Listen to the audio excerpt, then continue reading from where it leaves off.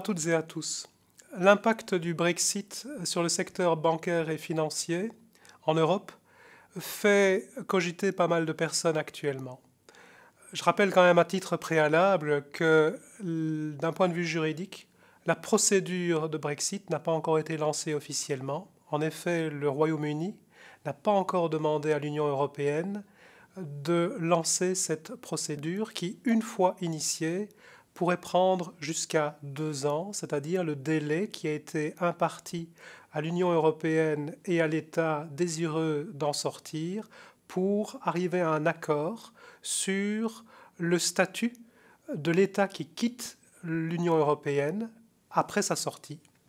Alors à cet égard, en matière bancaire et financière, un point absolument essentiel est l'organisation de la libre circulation des opérateurs bancaires et financiers ainsi que de leurs produits dans l'Union européenne. Actuellement, le système repose sur ce qu'on appelle le système du passeport unique, qui est généralement accordé par une autorité nationale, donc les autorités britanniques pour tout ce qui est opérateur britannique, sur base de règles harmonisées en Europe, et sur base de ce passeport unique, les opérateurs bancaires et financiers britanniques peuvent fournir des services, établir des succursales et commercialiser leurs produits dans le reste de l'Union européenne. Que va-t-il se passer le jour où le Royaume-Uni sort de l'Union européenne? La question va être de voir s'ils vont garder le bénéfice de ces passeports et de cet accès au marché des autres États membres. Et en fonction de l'accord qui sera conclu par l'Union européenne avec le Royaume-Uni, il y aura maintien ou suppression de cet accord. Pour donner une comparaison, si le Royaume-Uni arrive à être assimilé à un État de l'espace économique européen, comme la Norvège, l'Islande, le Liechtenstein, il gardera cet accès. Mais il y a un prix à payer, un prix double. D'un côté, le Royaume-Uni devra continuer à respecter toutes les règles du marché intérieur, c'est-à-dire non seulement les libertés, mais tous les textes, tous les règlements adoptés par le Parlement européen et par le Conseil. Et d'un autre côté, il devra payer pour cela. Il devra en effet acquitter une contribution au budget communautaire. Ceci pose des problèmes puisque le Royaume-Uni trouvait déjà trop contraignant le droit de l'Union européenne et cherchait à négocier en vain lorsqu'il était membre de l'Union européenne une clause d'opt-out en matière bancaire et financière pour faire à peu près ce qu'il souhaitait. Deuxièmement, il devrait donc payer au budget communautaire alors que ça a été un argument de campagne des partisans du Brexit. Troisièmement, certains pays de l'EEE comme la Norvège se sont déjà prononcés contre une adhésion du Royaume-Uni à l'espace économique européen. Et à cet égard, il faudra un accord non seulement de l'Union européenne, mais des 3 États membres de l'EEE qui ne sont pas membres de l'Union européenne.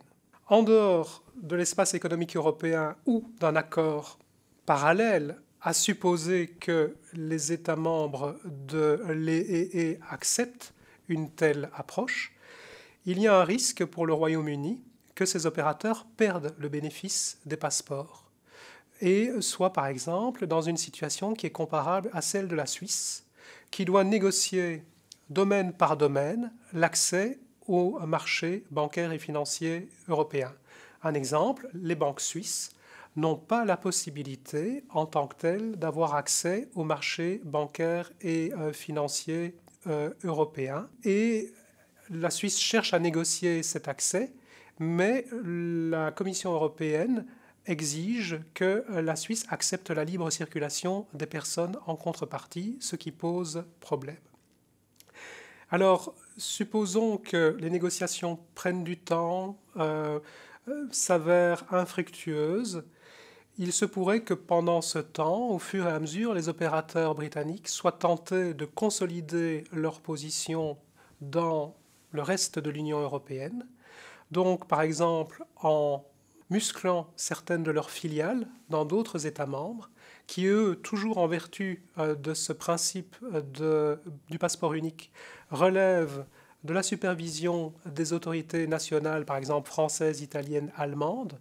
Une autre possibilité serait que les opérateurs britanniques transforment leurs succursales sur le continent en filiales, ou se livrent à des acquisitions ou à des fusions transfrontalières avec des opérateurs bancaires et financiers des autres États membres.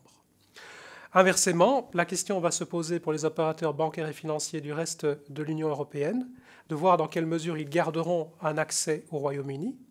Et dernier point, dans les limites de cette présentation, une fois le Royaume-Uni sorti de l'Union européenne, à supposer qu'il ne soit pas soumis aux règles du marché intérieur, il pourrait être tenté de développer des règles de plus en plus laxistes ou libérales, mais dans ce cas-là, il donnerait des justifications à l'Union européenne et aux États membres pour s'opposer encore plus à l'accès d'une manière ou d'une autre des produits et des services britanniques au Royaume-Uni. Je pense par exemple à un affaiblissement des exigences en matière de lutte contre le blanchiment et le terrorisme.